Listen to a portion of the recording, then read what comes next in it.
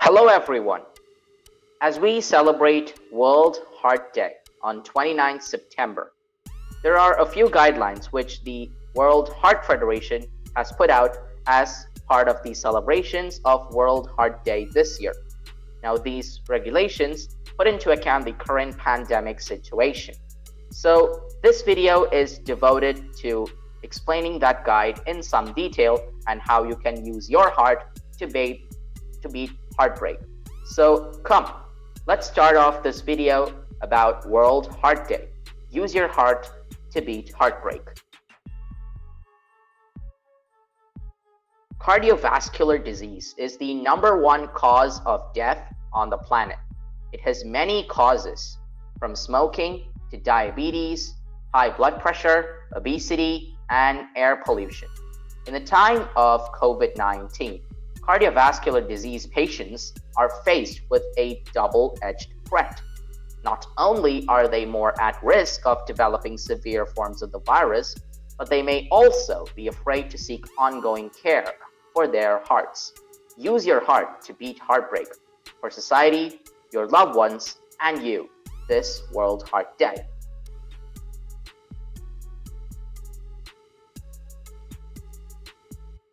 Let's look at some interesting facts about World Heart Day.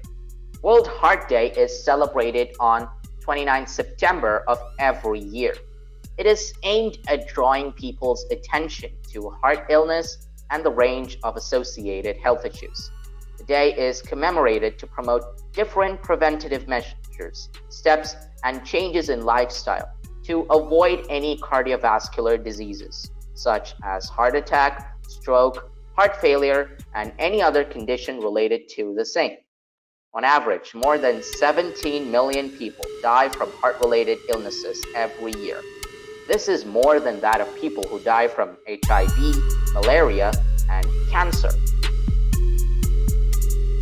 Now let's look at the World Heart Federation and look about it. The World Heart Federation is an umbrella organization representing the global cardiovascular community, which unites the patient, medical staff, and scientific groups. The WHF influences policies and shares knowledge to promote cardiovascular health for everyone. WHF connects the cardiovascular community, translates science into policy, and promotes the exchange of information and knowledge to achieve heart health for everyone. WHF's advocacy and convening roles help WHF empower its members to prevent and control cardiovascular disease. For more information, please log on to www.worldheartfederation.org. Now, what is heart failure? Heart failure is a severe failure of the heart to pump enough blood around the body. Symptoms include breathlessness, fatigue, and swollen limbs. Here's the reality regarding heart failure. 26 million heart failure patients are present worldwide. It is the #1 cause of hospitalization. The lifetime risk of developing a heart failure is 1 in 5 people. More than 37.7 million is the estimated prevalence of heart failure due to undiagnosed cases. More than 50% of patients are re-hospitalized for heart failure within 6 months of discharge. So as you can see, this is a very, very big problem, and therefore we must take steps in order to ensure good health for our heart. Use your heart to make it healthy. Did you know high blood glucose or blood sugar can be indicative of diabetes? Cardiovascular disease accounts for the majority of deaths in people with diabetes, so if it is left undiagnosed and untreated, it can put you at increased risk of heart disease and stroke. High blood pressure is one of the main risk factors for cardiovascular disease. It is called the silent killer because it usually has no warning signs or symptoms, and many people don't realize they have it. Cholesterol is associated with around 4 million deaths per year. So visit your healthcare professional and ask them to measure your levels as well as your body mass index and weight. They'll then be able to advise on how your cardiovascular risk so that you can take action to improve your heart health. So they'll advise you on how the status of your CVD risk is, and they'll be able to take action. They'll be able to advise you to take action so that you can improve your heart health. However, there are still some general policies which we can follow in order to have good heart health. Use your heart to eat well and drink wisely. Cut down on sugary beverages and fruit juices. Choose water or unsweetened juices instead. Swap sweets, sugary treats, or fresh fruit as a healthy alternative. Try to eat 5 portions, about a handful each, of fruit and vegetables a day. They can be fresh, frozen, tinned, or dry. Keep the amount of alcohol you drink within recommended guidelines as medicine. Try to limit processed and prepackaged foods that are often high in salt, sugar, and fat. Make your own healthy school or work lunches at home. Use your heart to beat heartbreak, to eat well and drink wisely. The next thing, use your heart to get more active. Aim for at least 30 minutes of moderate intensity physical activity 5 times a week. Or at least aim for 75 minutes of vigorous intensity activity across the week. Now, when we think of activities, we usually think of vigorous exercise, but playing, walking, household dancing, etc., all of them count for moderate intensity physical activities. Be more active every day. Try to take the stairs, walk, or cycle instead of driving. Stay fit at home, even if you're on lockdown. You can join virtual exercise classes and workouts for the entire family or for yourself.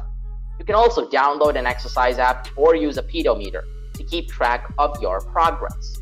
Use your heart to get more active and to beat heartbreak. And also, use your heart to say no to tobacco. It is the single best thing you can do to improve your heart health. Within 2 years of quitting, the risk of coronary heart disease is substantially reduced. Within 15 years, the risk of cardiovascular disease returns to that of a non-smoker. However, exposure to secondhand smoke is also a cause of heart disease in non-smokers. So, by quitting or not smoking, you'll improve both your health and that of those around you.